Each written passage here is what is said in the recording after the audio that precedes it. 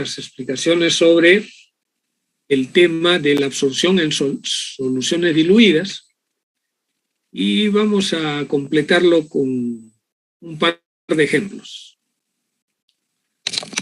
Pueden servir de modelo para lo que podría ser eventualmente un posible tema de examen. Bien, ¿ya están viendo la pantalla? Sí, profe. Muy bien. Entonces, en este problema vamos a leer el enunciado. Dice, los componentes más pesados de un gas sobrecalentado absorbidos a 400 pSI con un aceite de alto peso molecular. Estime los flujos de vapor y líquido de salida y composiciones por el método de Kremser, cuando los factores de absorción y de eso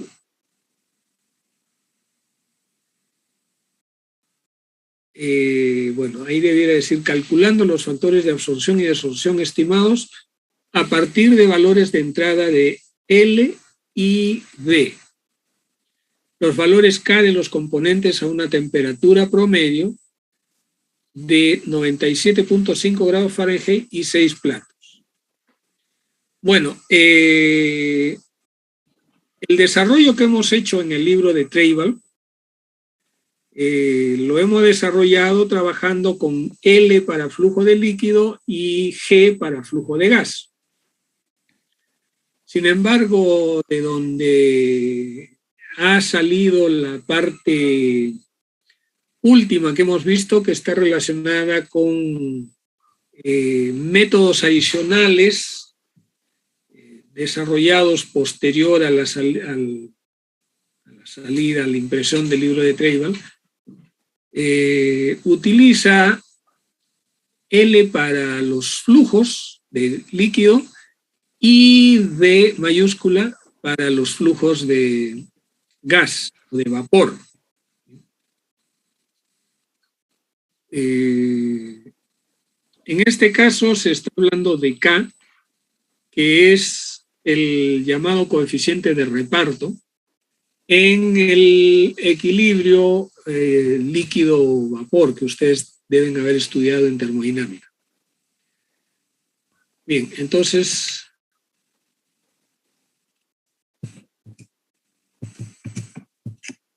permítanme un segundo.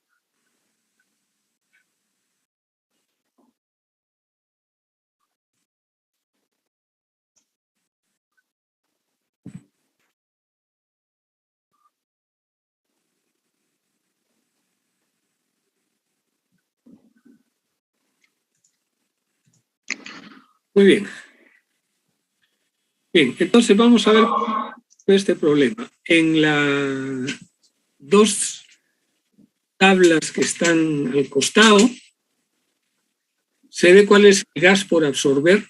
Está compuesto de metano, etano, propano, butano normal y pentano normal, ¿no? Con sus flujos en libras por hora, que da un total de 800 libra-mol por hora. Y el caso del aceite absorbente, que va a servir para la operación de absorción de los componentes que están indicados arriba. Este aceite absorbente ya viene con algo de N-butano y algo de N-pentano. También son los flujos en libra-mol por hora. Y la suma total da 165 libra-mol por hora. Adicionalmente, se nos está diciendo que trabajemos a una temperatura constante promedio de 97.5 grados Fahrenheit y 6 platos. Bueno, aquí esta absorción que se va a realizar en realidad no es isotérmica. Y la razón es que la absorción de estos componentes, sobre todo del pentano y del butano, como son vapores a la temperatura de 97.5 grados Fahrenheit y a 400 pSI, estos, al ser absorbidos y disolverse en el aceite, van a soltar su calor de condensación. Por lo tanto, la columna no va a ser isotérmica. O sea, va a haber una variación de temperatura a lo largo de la columna. Pero nos están pidiendo que trabajemos con una temperatura promedio de 97.5 grados. En el caso del metano, etano y propano, estos están a una temperatura mayor, o sea, esta temperatura de 97.5 grados Fahrenheit es mayor que la temperatura crítica, por lo tanto, son considerados gases a esta temperatura. Eso quiere decir que por cualquier presión que yo le ponga no van a condensar como líquidos. Y por lo tanto, si no condensa como líquidos, no van a soltar un calor de condensación, simplemente se van a disolver. La disolución de gases en líquidos también tiene un cierto calor de disolución, pero es muy pequeño y es despreciable. En cambio, en el butano y en el propano sí hay un calor de condensación porque a esta temperatura se encuentran como vapores, no como gases. Entonces, como vapores sí condensan. Bueno, por el otro lado tenemos un aceite. Este aceite tiene un alto peso molecular, una temperatura de ebullición relativamente alta, por lo tanto lo vamos a considerar como no volátil.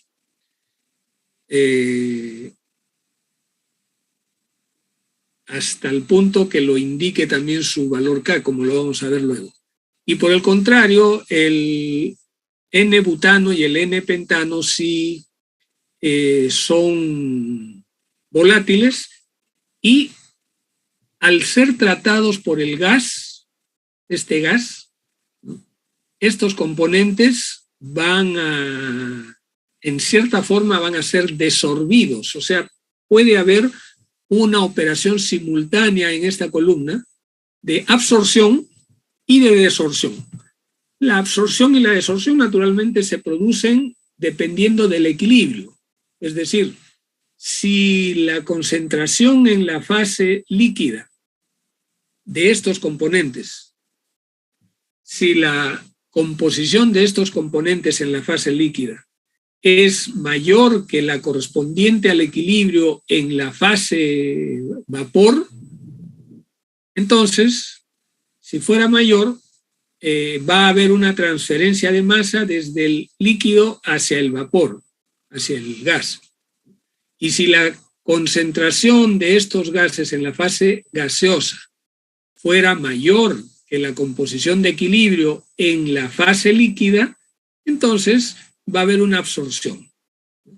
Lo que nosotros podemos considerar acá es que posiblemente haya una combinación de ambas, o sea, parte de absorción y parte de desorción, de tal manera que posiblemente haya un poco de estos componentes que van a pasar al líquido, pero sabemos también de que estos valores no van a quedar iguales, va a haber una cierta distribución.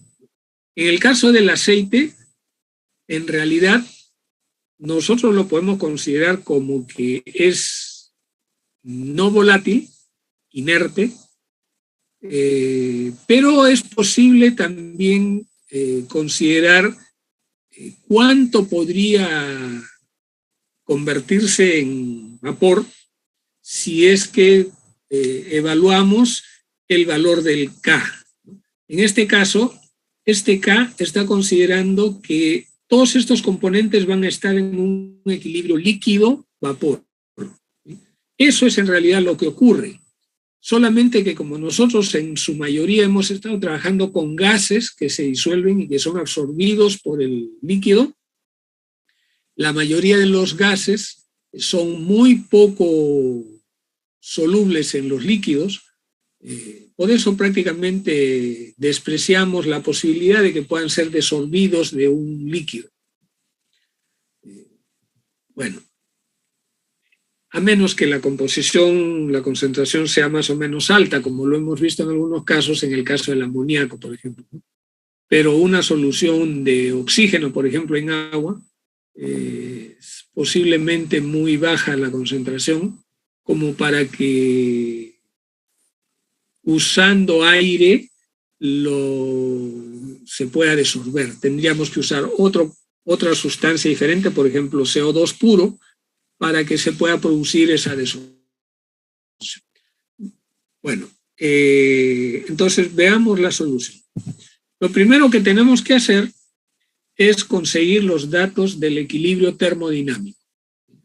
Esos datos, naturalmente, los vamos a buscar en las tablas, por ejemplo, en el manual de Perry, y vamos a encontrar los siguientes valores de K. K es el coeficiente de reparto. Ese coeficiente de reparto lo podemos representar de esta manera.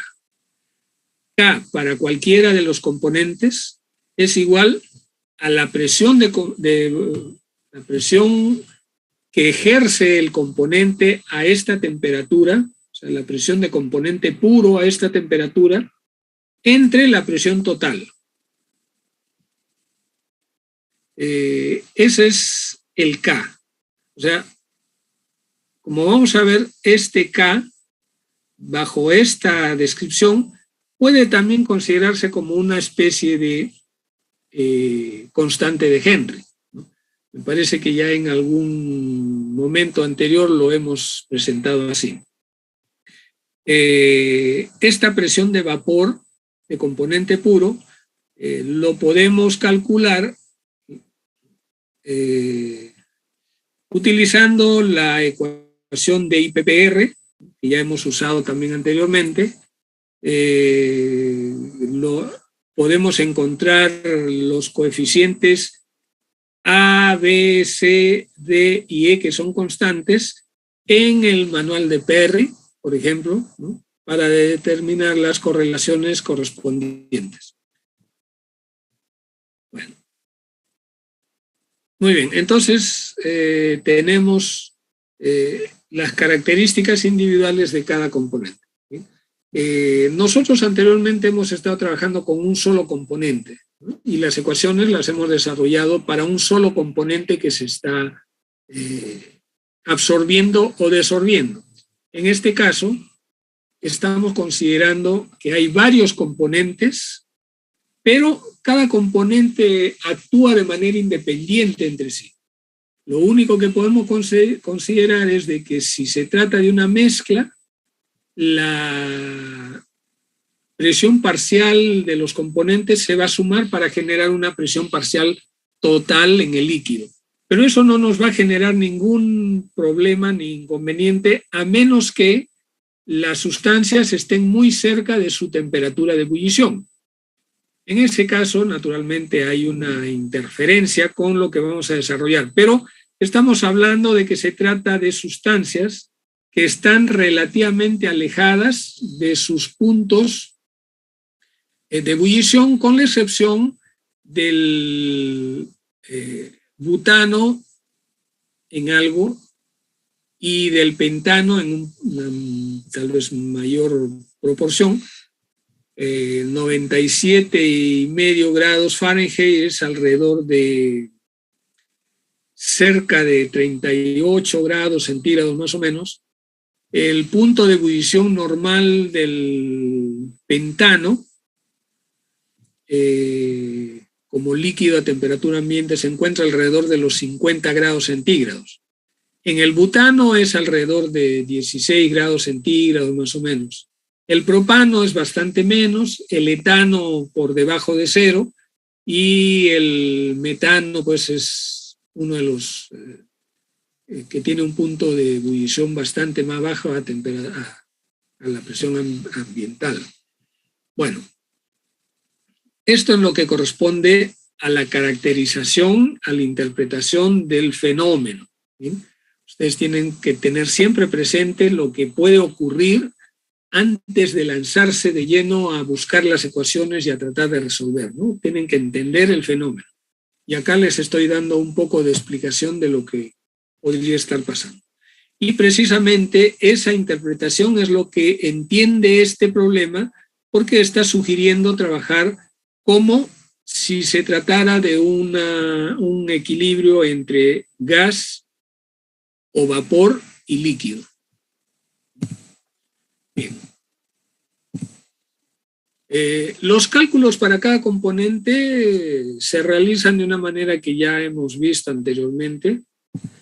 Primeramente, para utilizar las simplificaciones para el uso del método de Kremser, se calcula el factor de absorción A para cada componente y para ello tenemos un flujo global del líquido y un flujo global de gas o vapor. Los flujos, en este caso el flujo global es la suma de los flujos de cada componente que hemos visto hace un rato, era 165 para el líquido y 800 para el gas. Y el K sub I es el valor que también se ha dado en la tabla previa, que se puede calcular a partir de la ecuación que hemos indicado también en la diapositiva anterior. Bien, entonces para cada componente, dividiendo 165 entre 800, nos da esta cantidad. Aquí hay un error, ¿no? Acá debiera ser entre K sub I.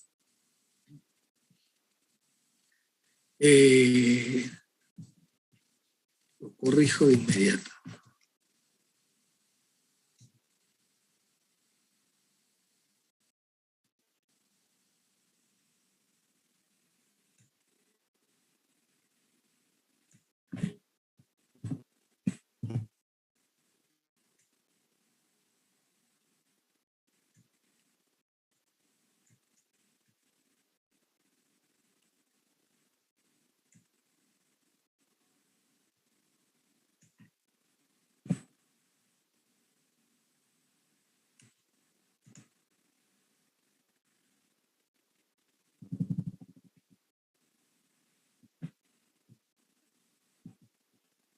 Que es el factor de desorción, es la inversa del factor de absorción. Este es la inversa de esto. Por K sub I, y N es igual a 6. Bien. Luego,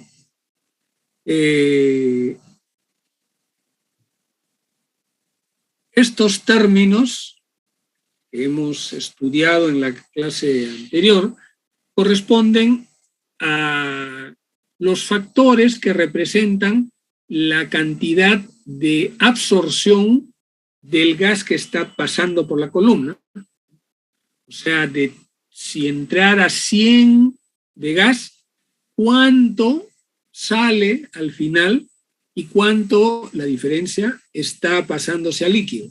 Eso es lo que nos indica este factor. Lo mismo para el caso de la desorción, ¿no? Es equivalente. También en las ecuaciones que hemos desarrollado anteriormente, se indica que la cantidad de soluto en el que está saliendo del primer plato arriba, es igual al valor del flujo entrando al último plato, desde afuera, por este factor. Lo mismo tenemos este es un balance. Recuerdan que nosotros habíamos tomado como modelo una columna de 6 platos. Este sería el líquido que está saliendo del sexto plato, o sea que está cayendo de la columna hacia afuera. El gas que está entrando desde fuera de la columna hacia el plato último, que sería el plato 6, ¿recuerdan? Menos lo que está saliendo del primer plato. De la misma manera, esto es para el aceite.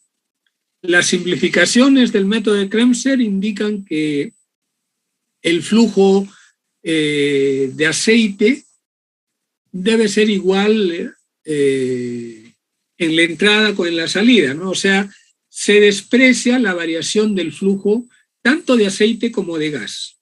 Entonces acá el flujo de aceite que está saliendo en el plato 1, considerando que el aceite pueda ser desorbido, ¿no? Es igual una cantidad de aceite que esté entrando al plato 1 por la diferencia con respecto al factor de variación en la desorción, que sería 1 menos phi s, ¿no? Si phi representa cuánto de lo que entró está saliendo, ¿no? Digamos en este caso hablando del líquido, cuánto de lo que entró está saliendo, esto es entonces cuánto de lo que entró ha pasado a la otra corriente, la corriente de gas. También este es un balance igual, ¿no? Estos dos últimos son balances para el aceite, ¿no? Para hacer una estimación de variaciones en el aceite. Entonces con eso se pueden realizar los cálculos. Primeramente, aquí está la tabulación de cada componente: el metano, etano, propano, N-butano y N-pentano, y aceite. Estos son los valores de su coeficiente de reparto a la temperatura de 97.5 grados. Todos estos cálculos naturalmente se pueden hacer mediante una tabulación y ustedes lo pueden hacer en su calculadora, si es como la HIP que yo tengo, o mediante Excel. Para un examen, naturalmente, es improbable que vayan a contar con el Excel a la mano, pero por lo menos con su calculadora lo pueden hacer también. Muy bien, entonces esta es el coeficiente de reparto. Luego tenemos el cálculo del valor de A, que está dado acá. Con esta ecuación, esto es lo que se está calculando. Luego, miren, aquí se está calculando para todos, excepto para el aceite. Naturalmente, en la absorción no estamos considerando que hay variación en el aceite, ¿no? Que es el líquido que se le ponemos un R. Pero si consideramos la posibilidad de desorción del mismo gas que esté entrando, que pueda desorber aparte del líquido, ¿no? Los únicos que pueden ser desorbidos son el propano, el N-propano, el N-pentano y el aceite. Por eso también se hace un cálculo de su S, en este caso para cada uno de los componentes. Estos son los valores correspondientes. Luego, esta columna es el cálculo de este phi. También es un cálculo para cada componente. Con esta ecuación calculamos aquí, solo para la absorción, los componentes que están aquí menos el aceite. De la misma manera, para la desorción, no consideramos los gases, solamente los vapores y el líquido. Esto de aquí, por ejemplo, significa que prácticamente todo el aceite entra y sale sin cambio. Es casi uno. Es muy poco lo que está pasando hacia el vapor. Bien. Ahora, a partir de estas ecuaciones, se dice que son 6 platos. Entonces, esto es lo que estaría entrando desde afuera. Simplemente es el balance, recuerden.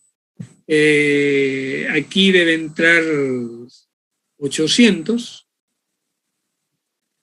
Es el cálculo que se está haciendo a partir de esta ecuación, o sea, a partir de acá, o a partir de acá. Luego, el valor de B1, igualmente de las ecuaciones, y esto se calcula por diferencia, simplemente de lo que entró, se le está descontando el correspondiente de este valor multiplicado por lo que entró. Es entonces una resta nada más. Y esto de acá es el flujo que está saliendo de la columna. Igualmente, en todos los casos de los componentes, estamos trabajando con estas dos ecuaciones. Y en el caso del aceite, estamos trabajando con estas dos ecuaciones. O sea, estos valores para el aceite los estamos tomando de acá, con estas dos ecuaciones. Bueno, entonces, esa es la forma de realizar el cálculo para determinar las composiciones de entrada y salida de esta columna que está operando con una absorción de múltiples componentes. Bien. Veamos problema número 2.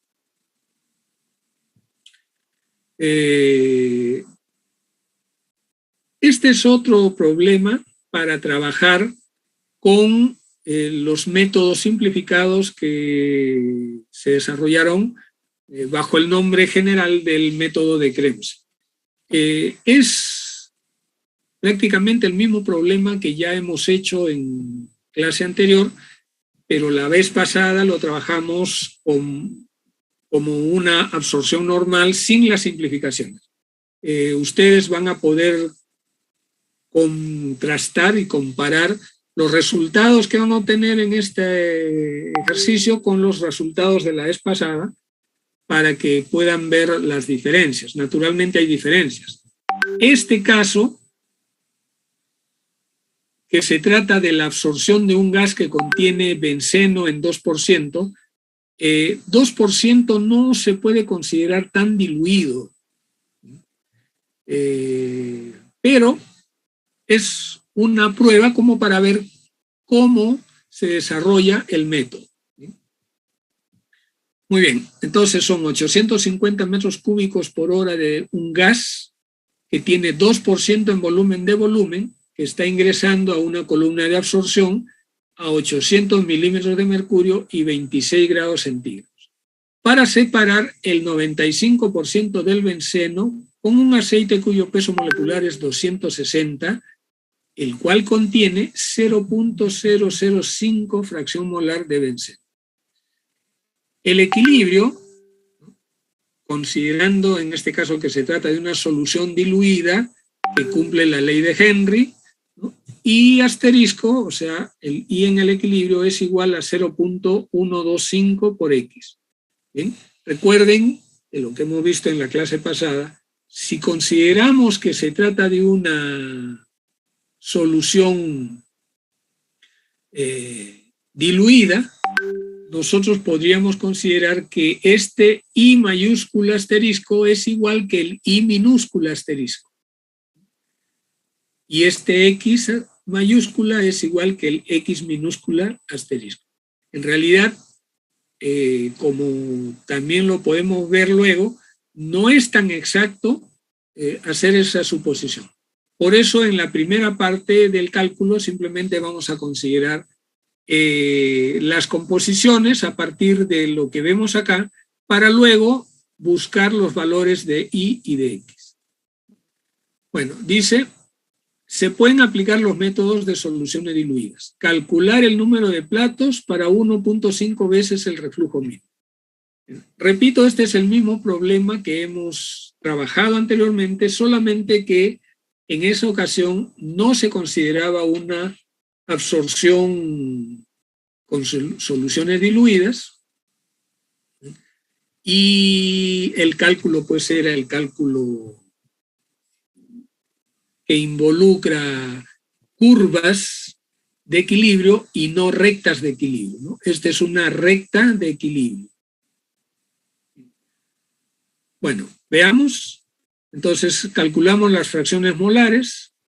Esta es la fracción de lo que está entrando del gas. Se calcula la fracción libre de soluto de esta manera.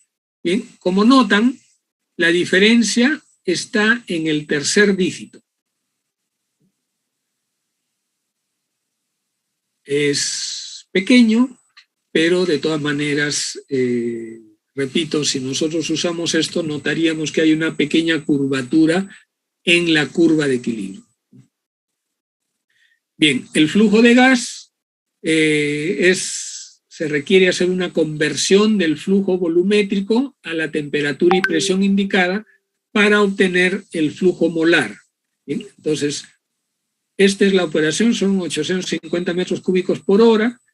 Hay una corrección por cambio de temperatura y una corrección por cambio de presión, y el equivalente a 0 grados y una atmósfera del volumen que ocupa una mol.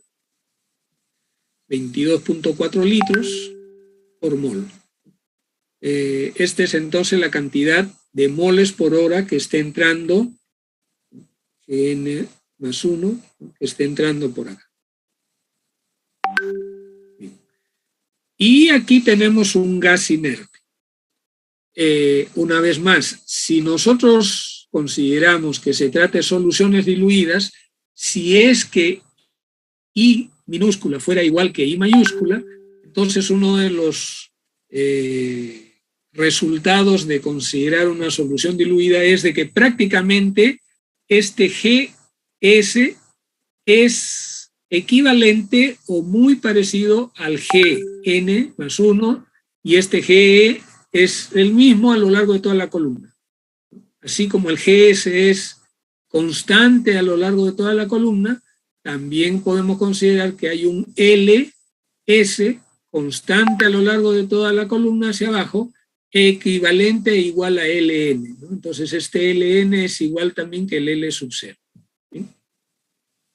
Bueno, pero simplemente para obtener los valores se está realizando este cálculo, ¿no? Entonces el GS que estamos teniendo acá, que va a servir de base para los cálculos, es descontar la pequeña cantidad de soluto que hay en el gas, y queda 35.720. Bien, a la salida del gas o la entrada del líquido,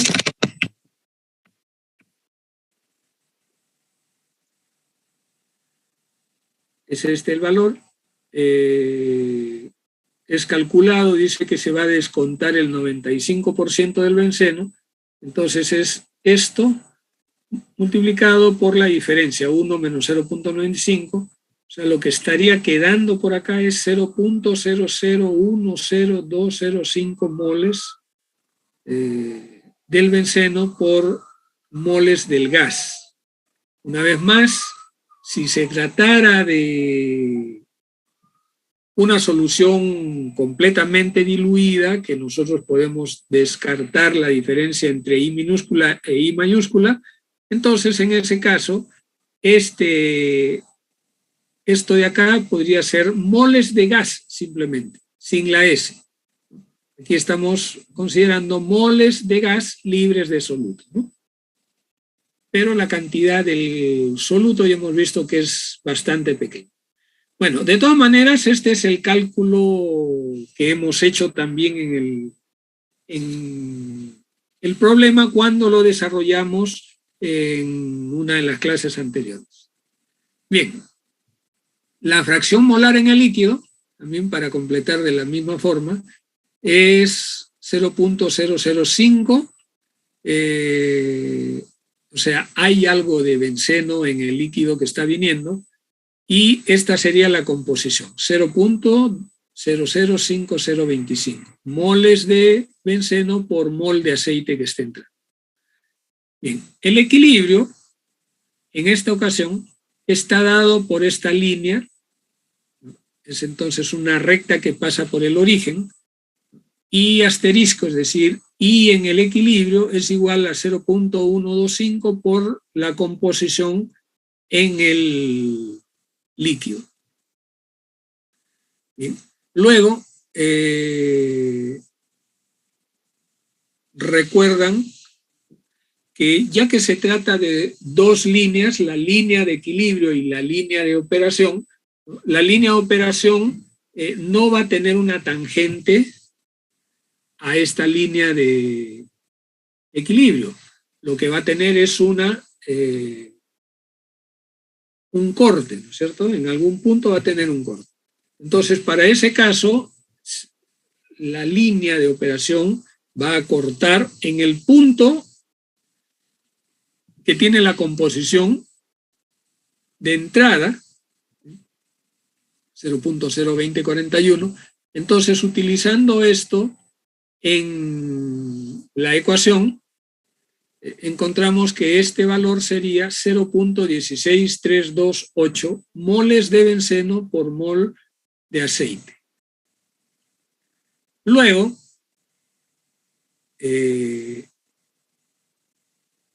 esta es la pendiente de la recta de operación. En esta pendiente tenemos ya todos los valores de las composiciones, tanto de entrada y de salida, y acabamos de calcular la composición equivalente para el flujo mínimo, ¿no?, del punto de salida. O sea que en este caso sería esto de acá. Acá sería el equivalente de lo que está en equilibrio con esto. Bueno, y lo hacemos así porque se supone que la recta de operación corta la recta de equilibrio.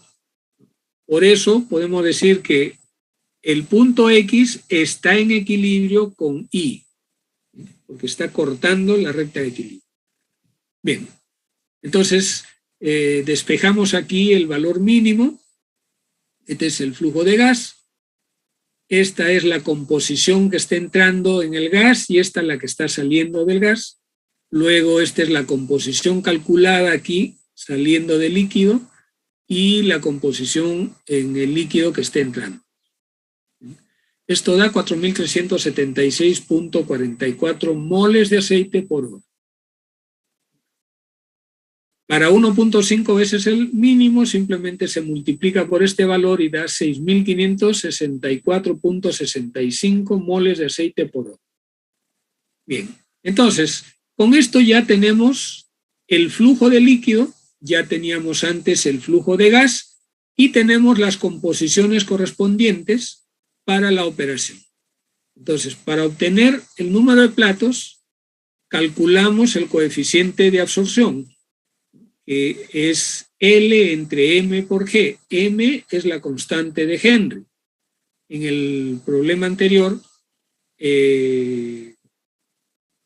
para los componentes que estaban representándose en su forma de equilibrio con el coeficiente de reparto, ese coeficiente de reparto era este valor de acá. O sea, K era igual la composición en equilibrio de Y entre la composición en equilibrio de X. ¿Sí? Es decir, para ese caso, K era la constante de Henry. Aquí la constante de Henry nos las han dado directamente como 0.125. Entonces, operando esto, encontramos que el factor de absorción es 1.4702. Bien. Ahora, para el caso especial de una absorción donde se cumple la ley de Henry y son soluciones diluidas, estamos trabajando entonces con esta ecuación.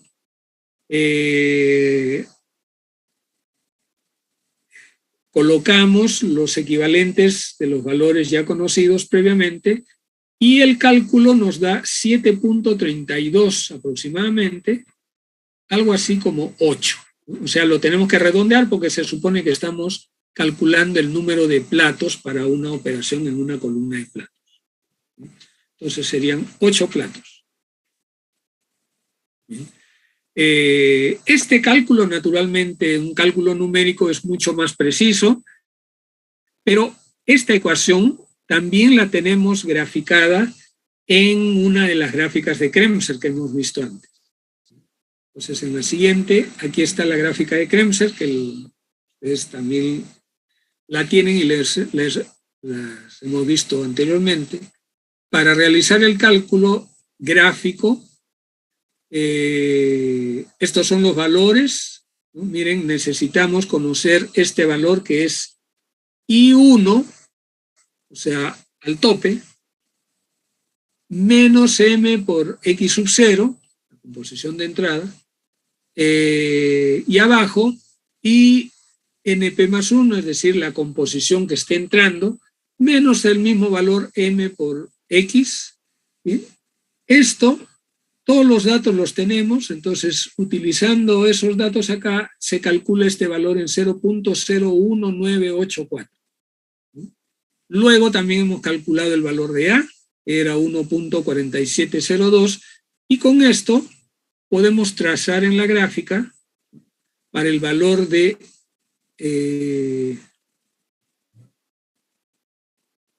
aquí me he equivocado en el valor, esto debiera estar un poquito más arriba, ¿no? Pues 0.019, o sea, es casi por acá. Y en el cruce de 1.47, miren, este es 1.4, 1.5, quiere decir que más o menos está por acá, siguiendo el camino. En este caso está dando 8, pero el valor puede ser, a ver, voy a hacer la corrección, ya que he detectado el error. Un momentito, por favor.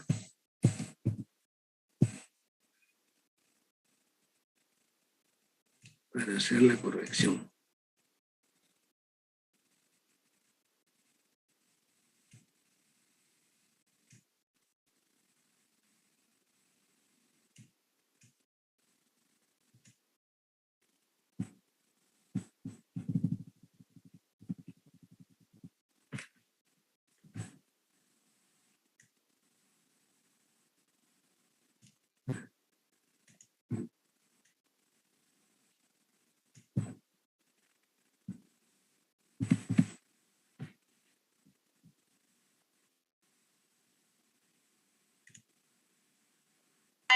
Profesor, el valor de M, que es 0.125, ¿se obtiene solo porque son soluciones diluidas?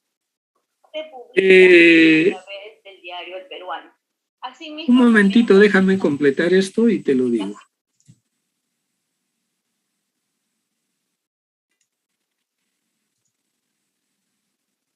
Bien, el valor de M se supone que es un resultado experimental. Nos lo han dado, es parte del problema. Recuerden que el equilibrio está dado por una curva de equilibrio, ¿no es cierto? Esa curva de equilibrio en un tramo puede ser considerado como una recta, o sea, en un tramo pequeño puede ser considerado como una recta. En ese caso, nosotros podemos trabajar con un M que representa una recta de equilibrio. No es exactamente recta para soluciones que no son diluidas, pero para soluciones consideradas diluidas,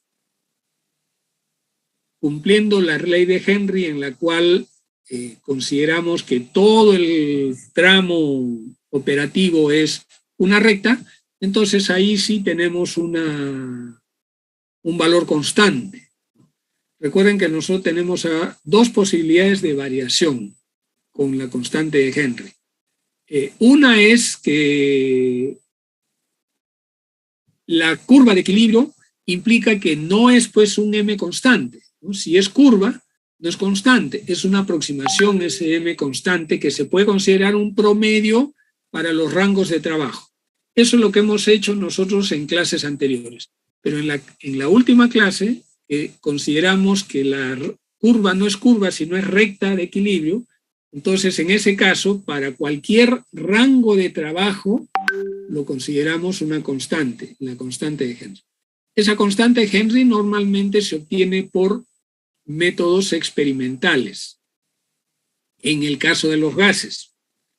En el caso de las sustancias que son vapores, se pueden encontrar a través de este cálculo que acabamos de hacer, que es el cálculo de la constante el coeficiente de reparto. Ese coeficiente de reparto tiene exactamente la misma fórmula que la ecuación de Henry, ¿no? De la ley de Henry. Porque en la ley de Henry es I asterisco igual M por X, o podríamos decir M igual I asterisco entre X, ¿no? Con letras minúsculas. Esa es la ley de Henry. Y el coeficiente de reparto es K igual I asterisco entre X, también con letras minúsculas. Entonces, ese K puede ser el mismo que el M de Henry, ¿no? ¿Cuál es la diferencia? La diferencia es que el K, en el caso de el coeficiente de reparto, podría tener variaciones dependiendo de la temperatura, lo mismo que en el caso de la ley de Henry, pero la ley de Henry se aplica solo a un tramo pequeño en la operación, mientras que, o sea, es para una recta en un cierto tramo de operación, mientras que el coeficiente de reparto resulta un valor de equilibrio termodinámico entre vapor y líquido, ¿no? Que puede también considerarse constante en un rango. La diferencia es de que la ley de Henry es para gases, o sea, considerando gases que no condensan, y el coeficiente de reparto es para vapores que sí condensan, ¿no? Esa es la diferencia. En el caso de los gases no se puede calcular el valor de la constante de Henry por medio de la ecuación de supresión de la presión de componente puro, como se hace en el caso de los vapores. Y no se puede además porque los gases pueden tener afinidades con el líquido, como también lo hemos visto en el caso del amoníaco, por ejemplo, que alteran el valor del equilibrio. Sigue cumpliéndose la ley de Henry, pero ahí no funciona la constante de reparto, ¿no? El coeficiente de reparto. Bien, a ver si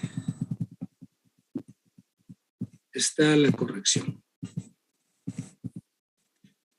Bueno, ahora sí, lo he corrido un poquito más arriba. Miren, la línea roja que antes estaba casi sobre la línea del 8, se ha movido un poquito, pero sigue siendo 7 puntos y algo.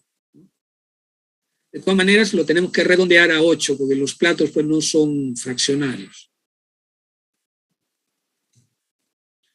Muy bien, entonces, lo que quiero resaltar acá es que esta gráfica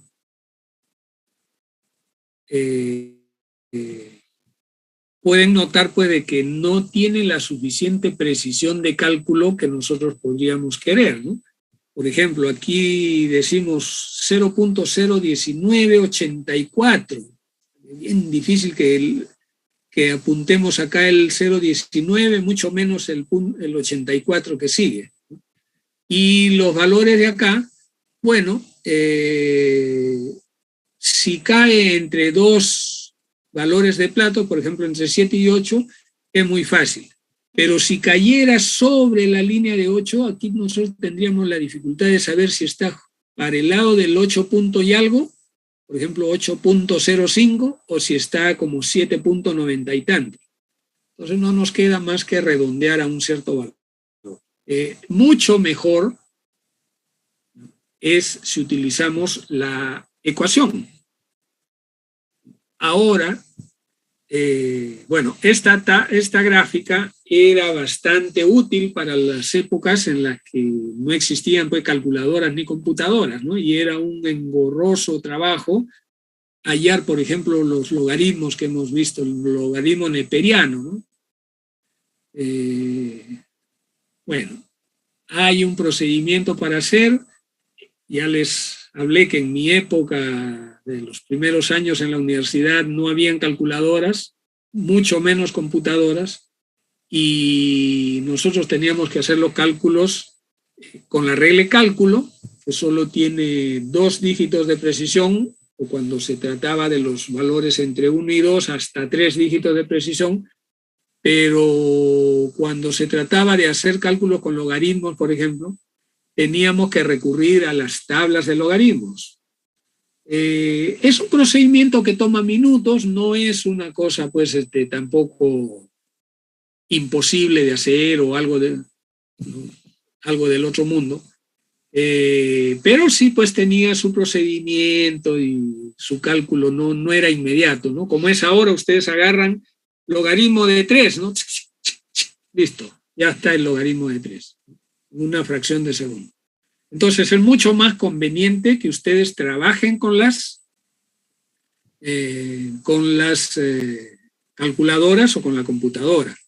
Si quisieran hacer un cálculo muy rápido y no tienen a la mano estas calculadoras o computadoras, bueno, pueden hacer uso de la gráfica.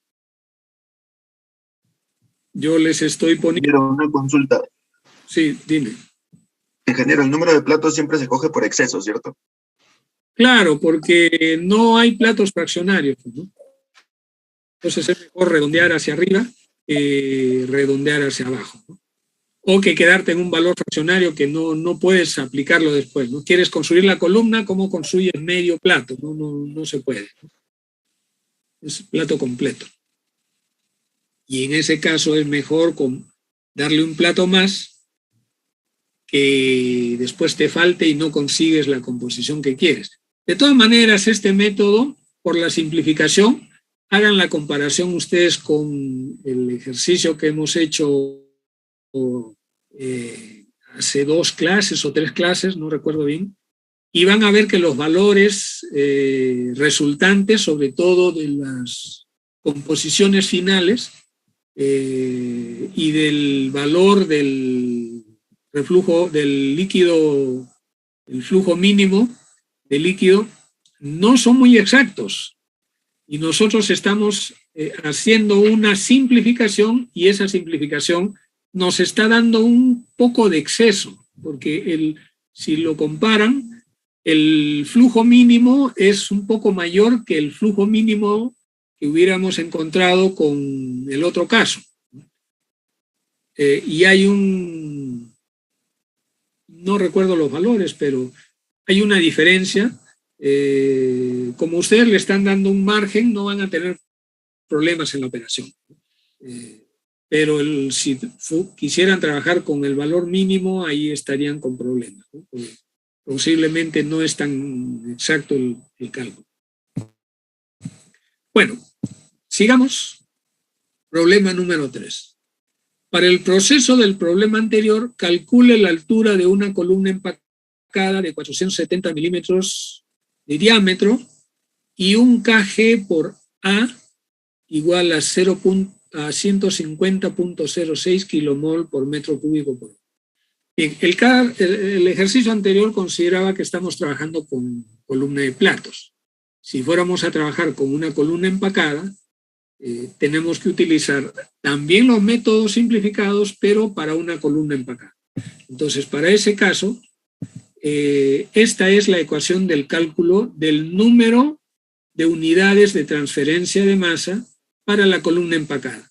Es muy parecida a la ecuación anterior. La diferencia está en que aquí se calcula con 1 menos 1 sobre A y en el caso anterior se calcula con el logaritmo natural de A, de 1 sobre A.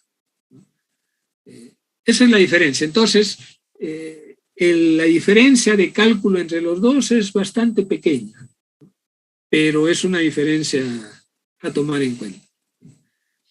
También podemos usar la gráfica correspondiente para esta ecuación, que simplifica el cálculo cuando uno no tiene calculadora a la mano, pero definitivamente es mucho más exacto trabajar con la calculadora con métodos numéricos. Entonces aquí reemplazando los valores, los mismos valores que hemos encontrado en el ejercicio anterior, encontramos que el número de unidades de transferencia de masa es 8.82. Y la altura de una unidad de transferencia de masa, que recuerden está dado por esto, en el cual definitivamente para la solución diluida G es constante y este valor es constante a lo largo de la columna. Entonces, y este S es la sección transversal de la columna. Entonces aquí tenemos el valor del flujo de gas total entrando a la columna. Este es el valor que nos están dando para esto, ¿no? Que como les dije es un resultado experimental. Y esta es la sección, o sea, el área del tubo por donde está entrando el gas. Es pi cuartos por el diámetro al cuadrado. Entonces, realizando el cálculo, obtenemos que la altura de una unidad de transferencia es 1.40. Multiplicado por este valor, debido a que la altura total de la columna es el producto de la altura de una unidad de transferencia por el número de unidades de transferencia. En este caso es 1.40 metros por 8.82. El resultado es 12.34 metros. Hagan la comparación ustedes con lo que tienen en el libro de Treibel. Los resultados no son exactamente iguales, son un poquito diferentes, pero poquito diferentes tampoco no es mucho, ¿no? Por ejemplo, me parece que la altura aquí es de 12 y algo en el libro de Treibel, aquí sale 12.34. El número de unidades de transferencia también sale un poco menos en el libro de Treibel, me parece que sale como 7 u 8, me parece, algo así, ¿no? La diferencia está en que en el libro de Treibel se está desarrollando el cálculo a través del desarrollo de los coeficientes de transferencia. Entonces ahí hay una pequeña variación. Aquí ya estamos obteniendo directamente, nos están dando el valor experimental. Muy bien, entonces esto demuestra cómo utilizar los métodos simplificados. Finalizo haciendo la advertencia y la nota que ustedes deben tener siempre en mente, que los métodos simplificados son, como dice el nombre, simplificados.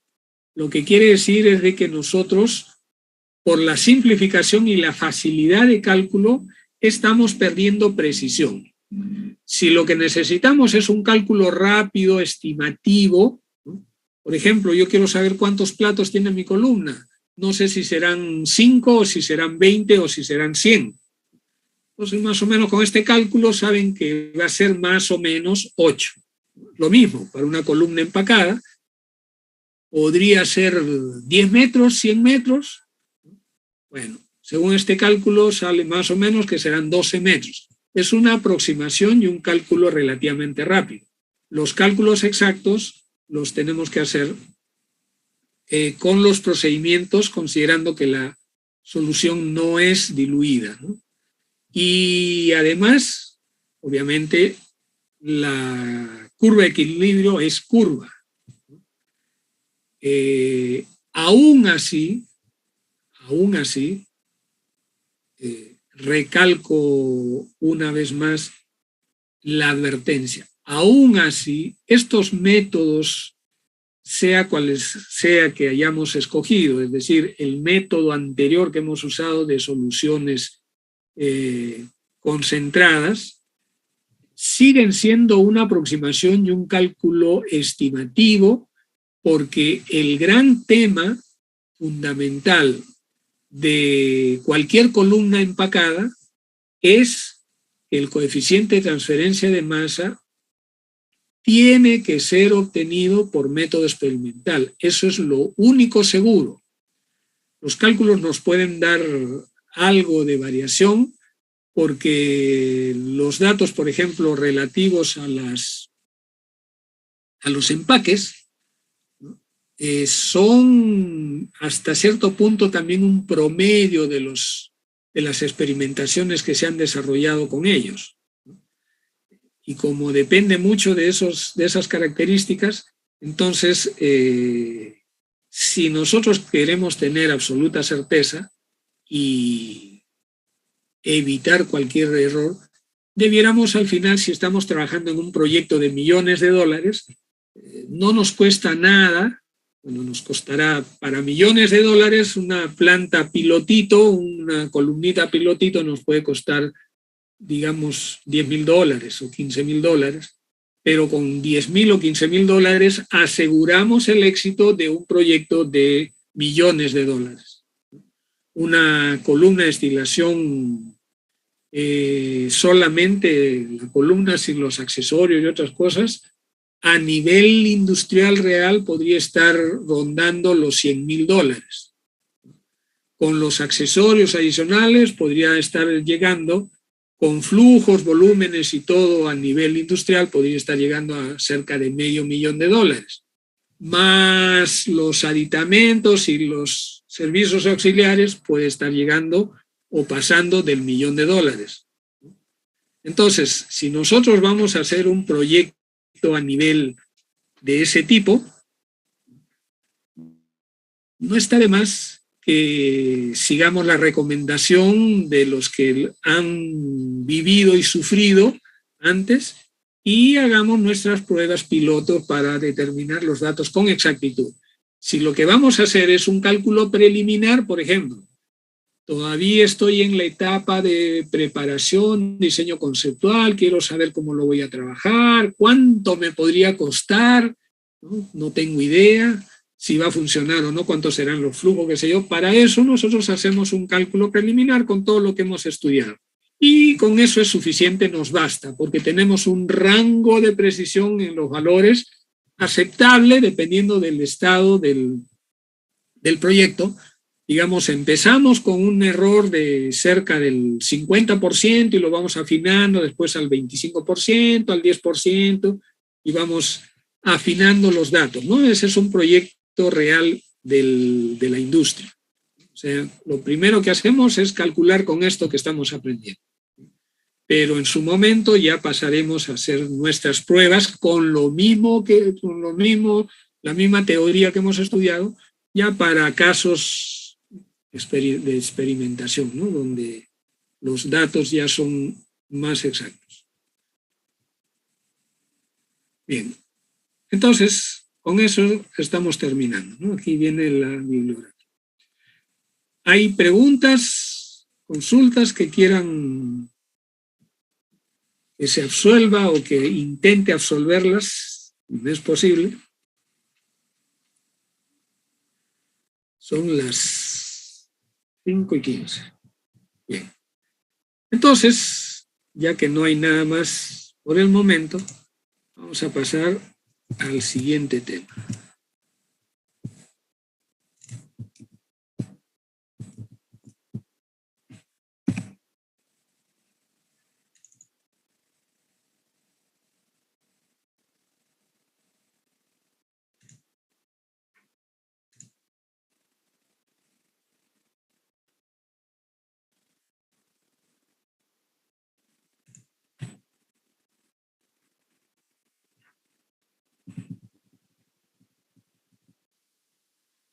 Bueno, vamos a empezar el tema de destilación.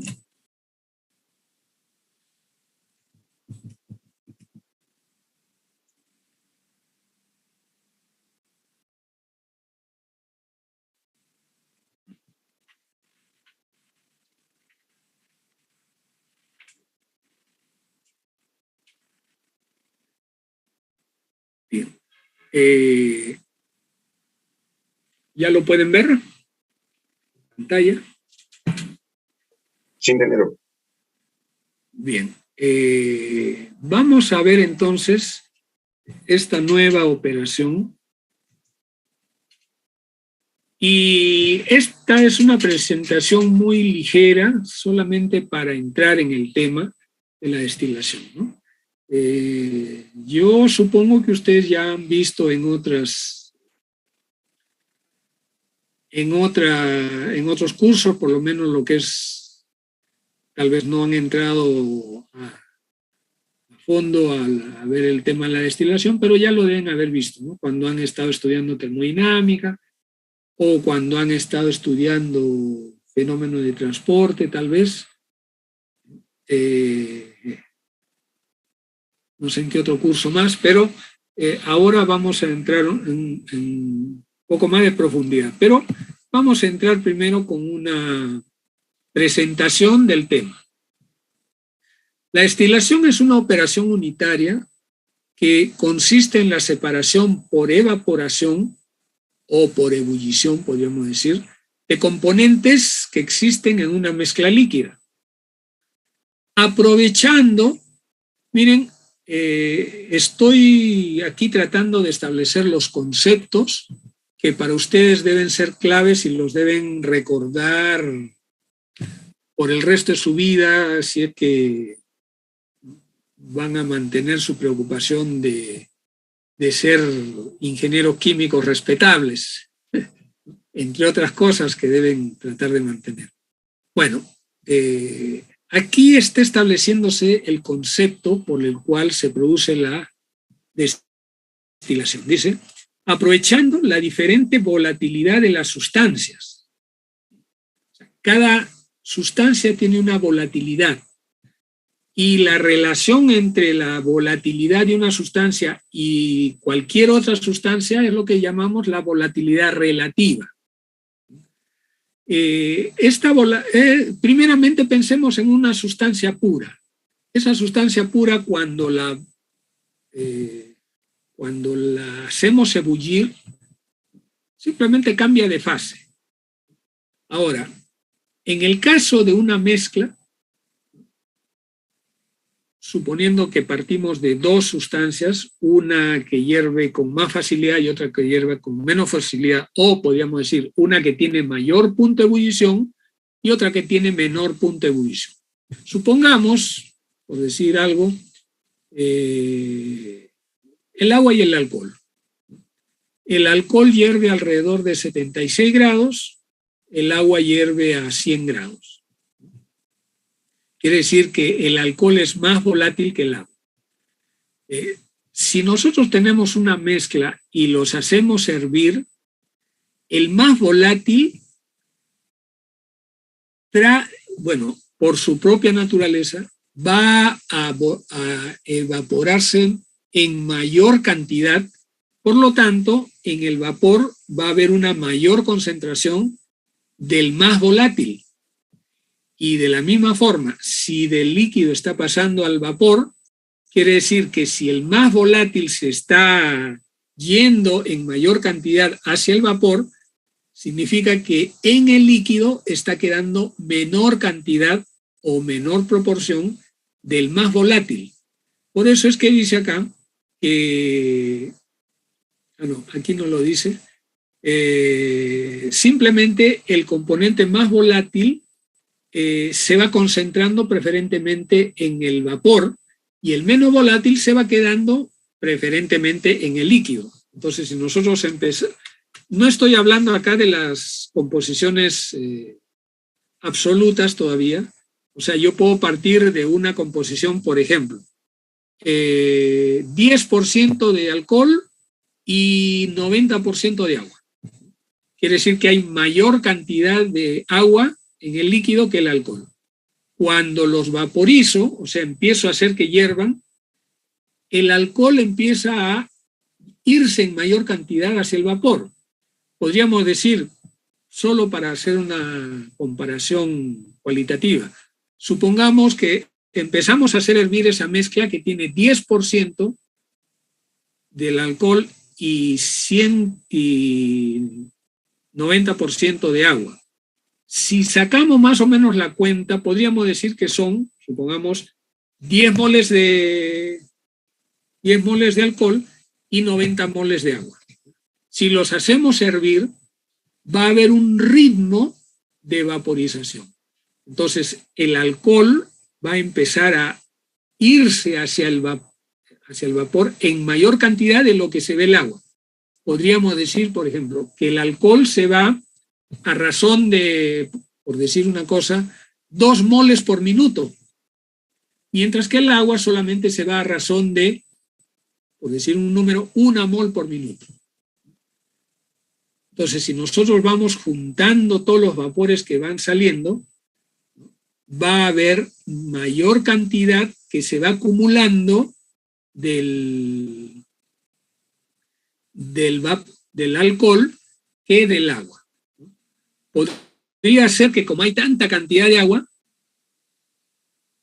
el agua va vaporizándose en mayor volumen,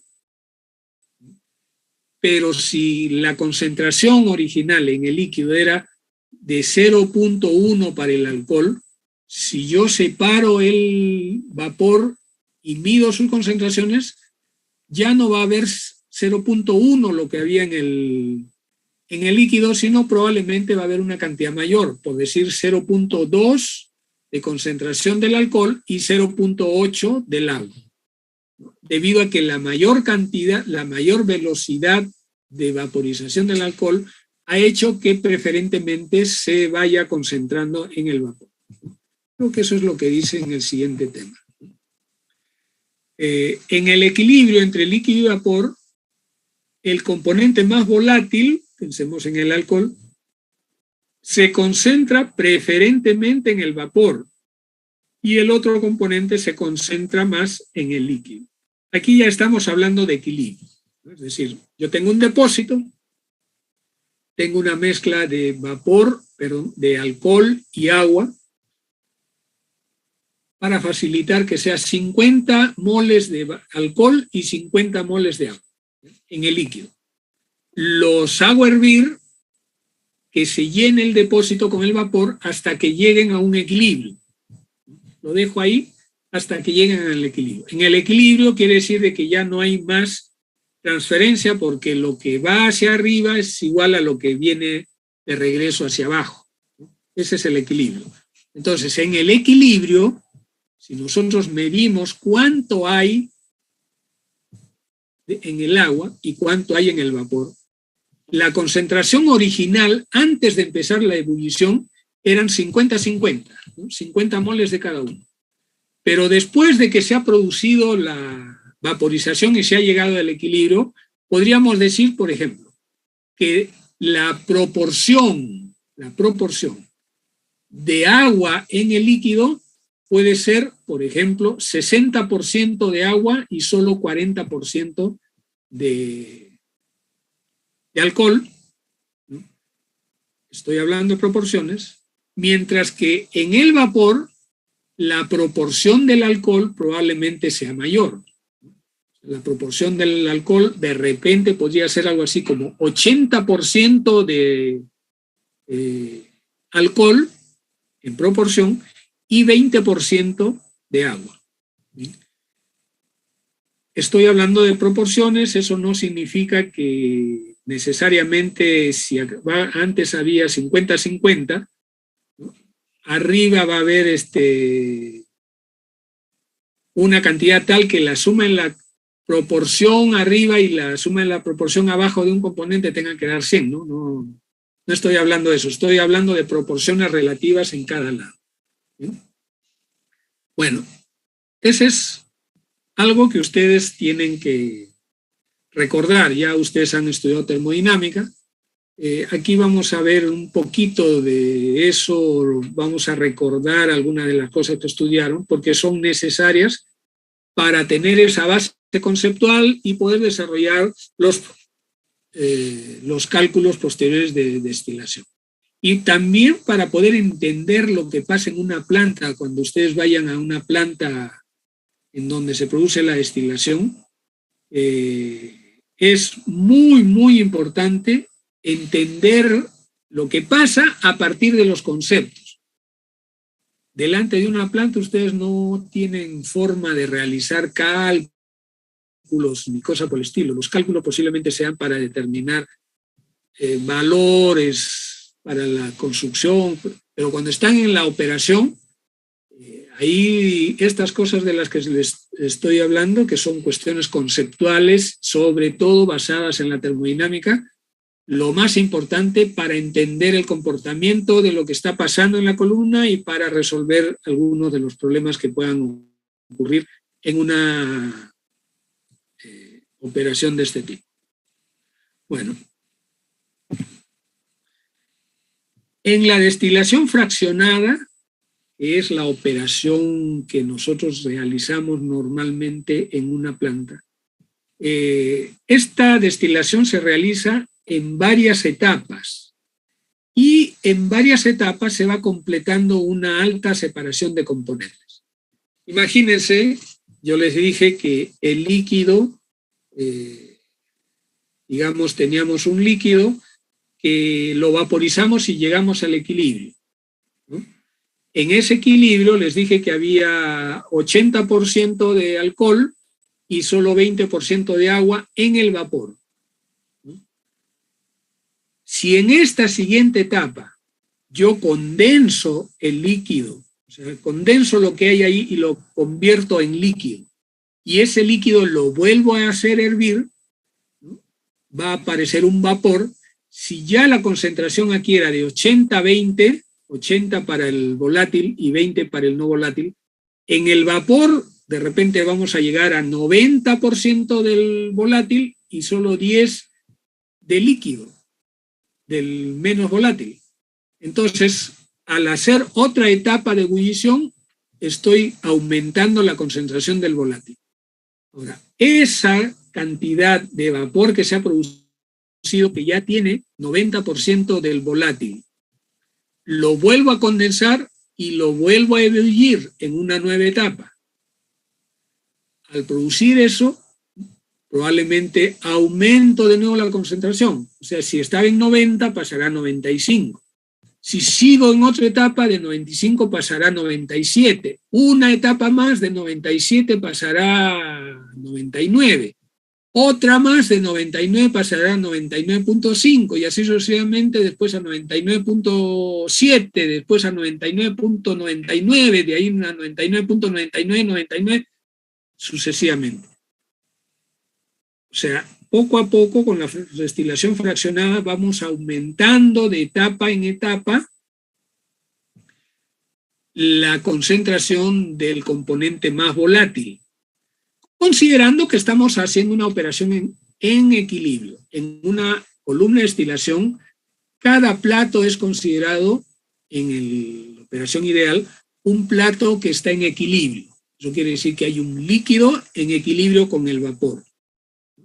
En la siguiente más arriba hay un líquido en equilibrio con el vapor, y así sucesivamente. Entonces, cada plato es casi equivalente a que yo estoy haciendo pasar de una concentración baja del más volátil a una más alta, y de ahí a otra más alta, y de ahí a otra más alta, y así sucesivamente. Entonces, mientras más platos, voy a conseguir mayor cantidad de concentración. Con esta operación es imposible obtener sustancia pura. Es decir, no puedo jamás llegar a obtener 100% del más volátil puro. Puedo llegar a la mayor concentración que pueda con mayor cantidad de platos, pero siempre voy a estar 99.99, 99.999, 99.99999, 99.99, o sea, nunca 100%, ¿no? Siempre me va a quedar alguito, porque para realizar la operación de destilación necesito equilibrio, es decir, siempre necesito algo de líquido. Y ese líquido requiere que yo, para que haya equilibrio, necesito que hayan los dos componentes, como mínimo, ¿no? También puede haber una destilación con muchos más componentes. Bueno, pero eso es la destilación fraccionada.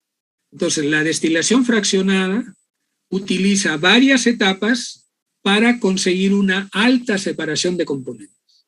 De la misma manera que se va concentrando, miren, si yo voy teniendo cada vez más 90%, 99%, 99%, quiere decir que el otro componente también se puede ir concentrando de la misma forma, ¿no? Si yo estoy separando el más volátil, quiere decir que estoy también separando el menos volátil. Puedo conseguir una alta concentración del menos volátil si es que consigo una alta concentración del más volátil, pero tampoco voy a conseguirlo puro. Bien. La destilación es una operación que consume mucha energía.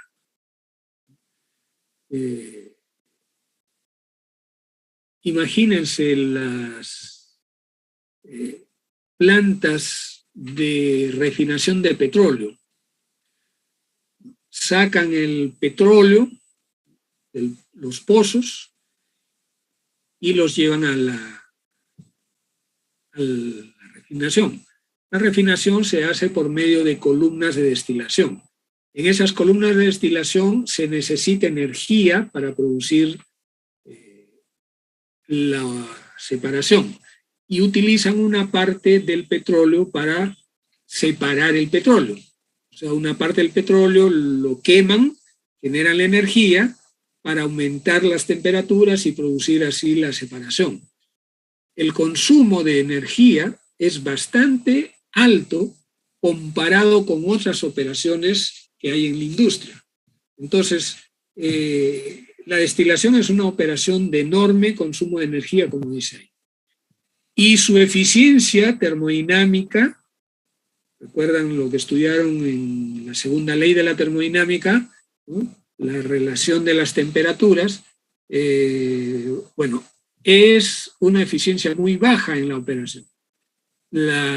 Dice, la destilación no pasa generalmente del 10% de eficiencia termodinámica. El problema, ¿por qué entonces es tan usada en la industria? Es muy usada la destilación en la industria. Bueno, porque no hay otros procesos que tengan mejor eficiencia y que tengan un costo más barato. ¿Por qué? Miren, la destilación es una operación que yo tengo una columna, meto los componentes, los destilo, consumo energía, pero el producto que sale prácticamente ya me sale con las composiciones que yo quisiera tener. O sea, es una sola operación. Hay otras operaciones que no son tan simples. En el caso de la destilación, por ejemplo, yo no tengo efluentes que procesar y que botar después, ¿no? ¿Cómo los boto? ¿No? Lo que ya no me sirve, ¿no? Eso generalmente no hay en la destilación. En cambio, por ejemplo, hay procesos, hay un proceso de destilación, hay un proceso de separación con zeolitas. Las zeolitas son unas sustancias que funcionan como una especie de filtro, absorben la sustancia. Pero estas zeolitas, cada cierto tiempo tienen que ser reprocesadas, porque se saturan, hay que reprocesarlas. Para reprocesarlas hay que usar otra sustancia más que se incorpora en el proceso de regeneración de la zeolita. Ese tercer componente que estoy usando puede meterse a mi producto y lo contamina mi producto. No se puede limpiar completamente la zeolita del regenerante y casi siempre ese tercer componente aparece en mi producto que estoy obteniendo con la zeolita. Ese es un problema, la contaminación. O sea, con la destilación yo tengo dos componentes y los separo y no tengo nada más. O sea, no tengo más contaminantes con esa destilación. En cambio, otros procesos pueden tener contaminantes porque tengo que usar otras sustancias adicionales. Puedo tener efluentes que tengo que tirar a algún sitio y pueden ser efluentes que contaminan el ambiente, contaminan los ríos. Entonces, el procesamiento de esos otros también tiene su costo. Hay algunas operaciones que son pues un poco complicadas. Entonces son operaciones también costosas. Si yo junto el proceso simple de la separación con zeolitas, realmente es muy simple, ¿no? Es un depósito con un sólido adentro y le hago pasar el producto que quiero separar y obtengo el producto bastante más puro en algunos casos que el de la destilación. pero ¿qué hago con la zeolita? ¿Qué hago con el regenerante? Tengo que hacer otro proceso de regeneración. Tengo que pasar a un nuevo proceso de tratamiento del efluente. O sea, cuando sumo todos esos subprocesos, a pesar de que el uso de la zeolita es mucho más eficiente termodinámicamente, por ejemplo, no requiere calentarse, o sea, casi no consume energía, pero el costo global me sale mayor que una operación con destilación. Entonces, ustedes saben que la eficiencia de costo es, por lo general, el primer criterio para una cierta operación en la industria, ¿no? O sea, si algo cuesta menos, eso se usa. Lo que cuesta más se deja de lado, ¿no? Aunque sea bonito, no, pues no vale la pena, no sale el costo. Entonces, hasta ahora no hay procesos equivalentes, es decir, que produzcan el mismo resultado o mejor a menor costo. Por eso es que en la industria la destilación sigue siendo usada de manera masiva, ¿no? Gran número de operaciones en gran número de industrias.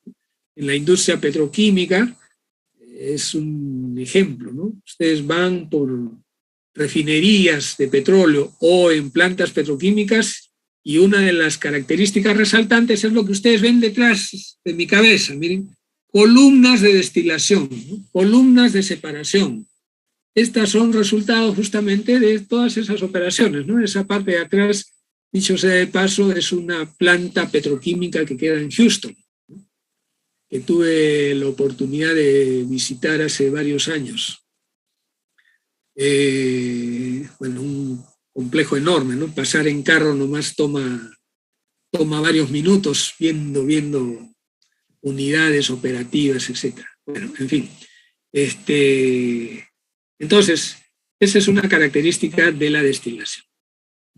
A pesar de todo, la destilación sigue siendo en la actualidad una de las operaciones más usadas y más estudiadas todavía debido a las exigencias que van apareciendo, ¿no?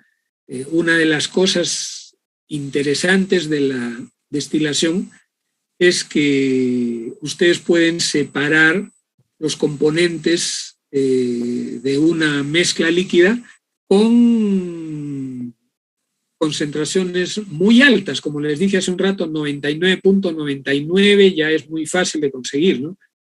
3,9 es un poco más difícil, pero se consigue. 4,9 se consigue en algunos procesos. Entonces, esas concentraciones y purificaciones o calidades es bien difícil de que se consigan con otros procesos. Por eso es que la destilación sigue siendo muy usada, porque es simple, consigue el resultado y de todas maneras tiene una eficiencia de costo que otras operaciones no tienen, aunque consuma mucha energía. Bien, o sea, contando el costo de la energía y todo eso sale todavía a cuenta. Bien, hay una serie de variantes de destilación. Aquí vemos la destilación simple. Lo podemos hacer en el laboratorio, simplemente calentamos el líquido hasta una temperatura de ebullición, se vaporiza y después se condensa. Esta es una operación de laboratorio que también se puede realizar en una planta.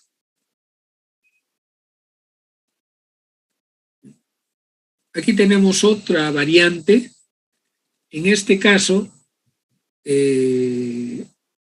la destilación por arrastre con vapor, aquí tenemos agua, se vaporiza el agua y como vapor el agua ingresa,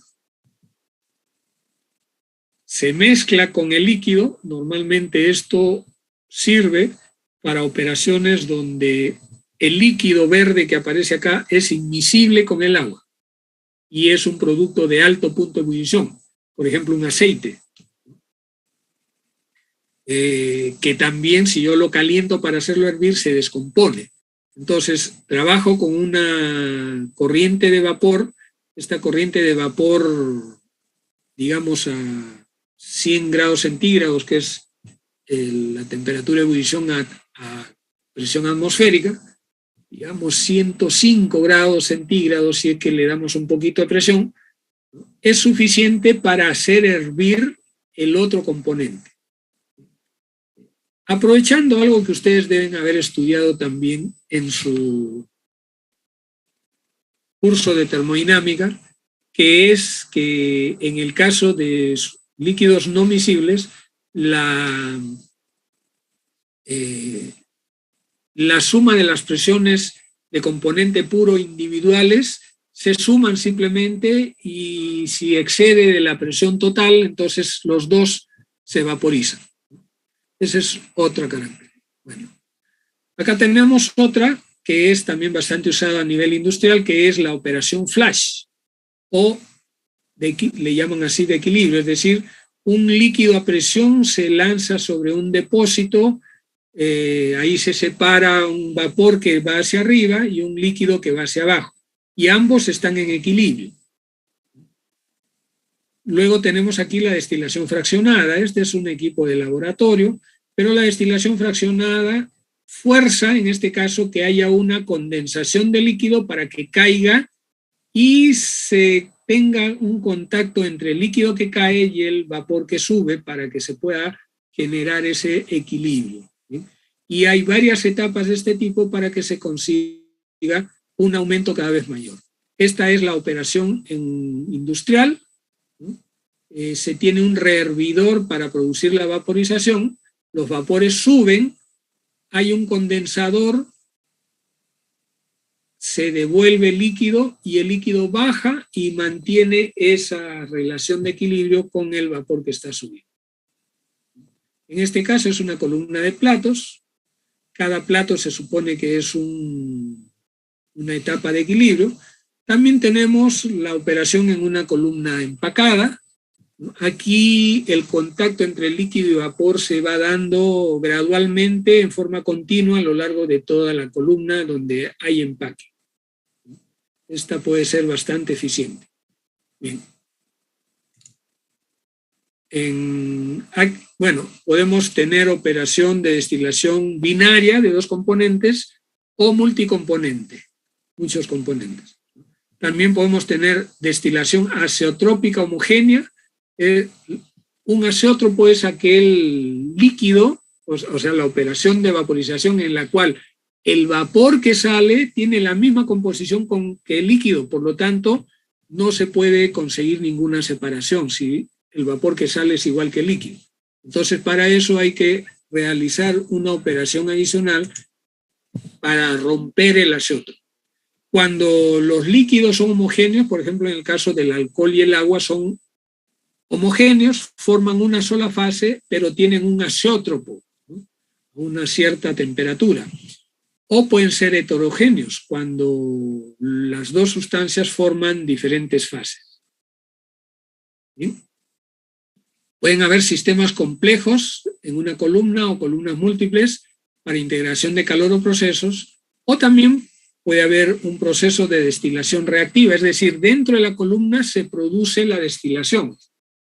Se produce tal vez un componente volátil y un componente no volátil que es de menor punto de ebullición. Entonces, con la destilación, el más volátil se va y es separado por el tope, mientras que el menos volátil cae al fondo. Y en la parte central de la columna se produce la reacción. Bueno, esto es solamente una introducción. El día jueves vamos a ir avanzando con el tema de la destilación. Muy bien, entonces aquí voy a quedar. No sé si tendrán algo que decir mientras preparo la asistencia. Todavía tenemos algunos minutos. Dime, te escucho. Con respecto al uso del Aspen HYSYS, ¿se va a poder enseñar algo aplicativo o no? Me has hecho recordar. A ver. Espera un momentito. Sí, Hablé ya de ese tema en la universidad.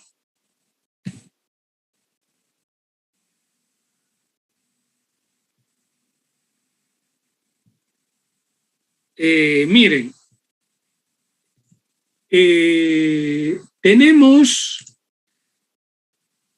tengo que seguir un procedimiento formal que ya lo estoy preparando, pero ya he conversado para que los que quieran puedan comunicarse con el asistente de la sala de cómputo para que él les pueda hacer la instalación del software, ¿ya?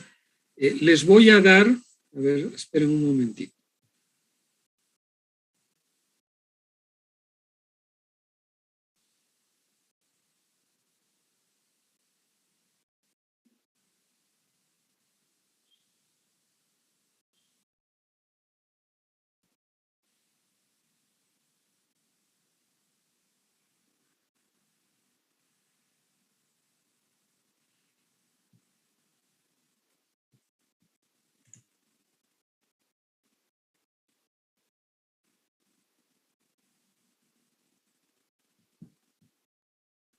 Les voy a escribir en el chat.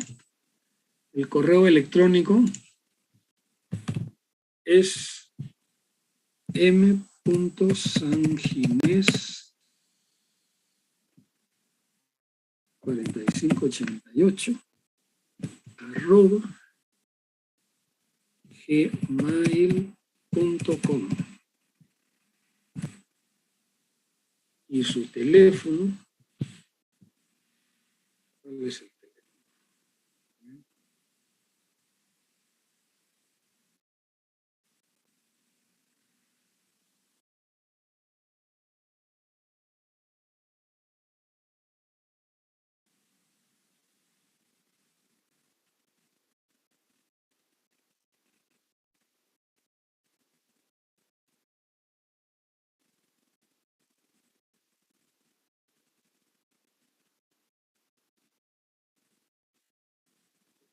Un momentito, por favor, mientras lo ubico.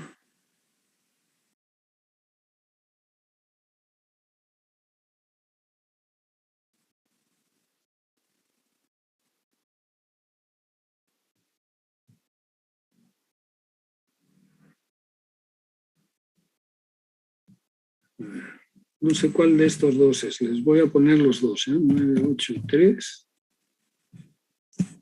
494 983 390 303.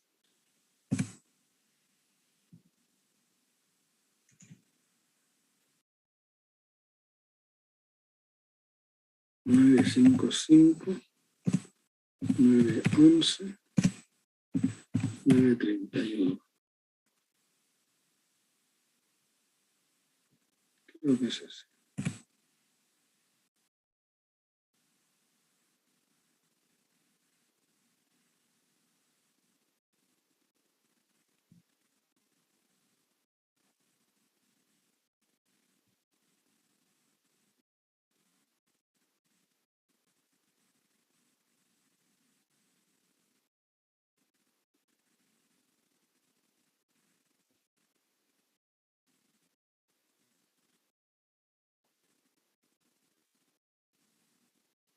Ya, me parece que es el S, ¿ya? El que acabo de escribir, 983-390-303. Y ese es el correo electrónico. Bien, si ustedes lo llaman, pueden coordinar con él para la instalación del... ¿ya? Mientras tanto, yo voy a seguir el trámite correspondiente para que se pueda hacer. Yo ya conversé, o sea que ustedes ya podrían llamarlo hoy, mañana, pasado, no sé, cuando gusten, y pueden ponerse en contacto con él y coordinar para la instalación, ¿ya? Independientemente de lo que yo voy a ir haciendo, que de todas maneras es la otra parte formal. ¿De acuerdo? Ya, profesor, gracias. Hernández, que creo que es el que preguntó, ¿no? Sí, yo. Muy bien. Listo. ¿Algo más?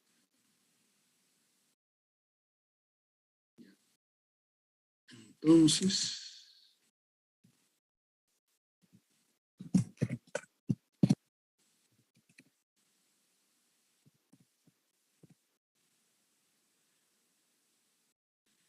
Bien, entonces voy a pasar ya a la asistencia. Por favor, activen todos los videos.